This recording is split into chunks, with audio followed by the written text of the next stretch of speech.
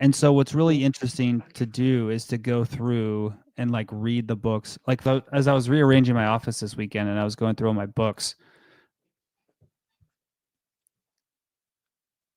what's really interesting is a lot of the like core theories of like the rise in obesity in the modern environment.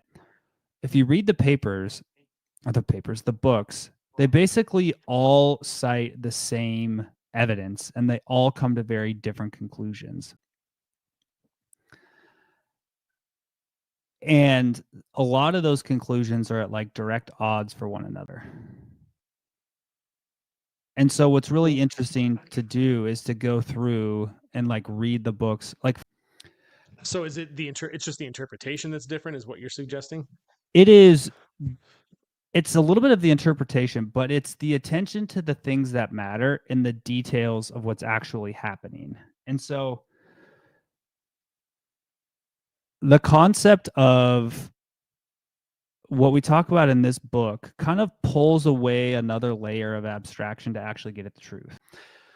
And so you can take those two theories and you go, okay, you use the same data, you come to different conclusions. And then how do you get to the truth is you go, okay, is there any data out there that would directly refute my hypothesis? And for the like carbohydrate, insulin, obesity model, there is direct evidence to refute that, right? Like the actual outcome-based data is not there. You can come to different conclusions, but then you have to go through the work of like, is there anything that directly refutes this?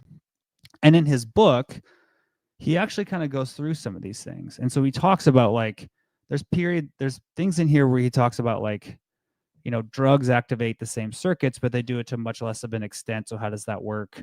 Are there situations in which this doesn't apply? Are there some unanswered questions? And so I think when you kind of boil it down, like that's how you kind of get to what is a model that's more reflective of the world than what's not.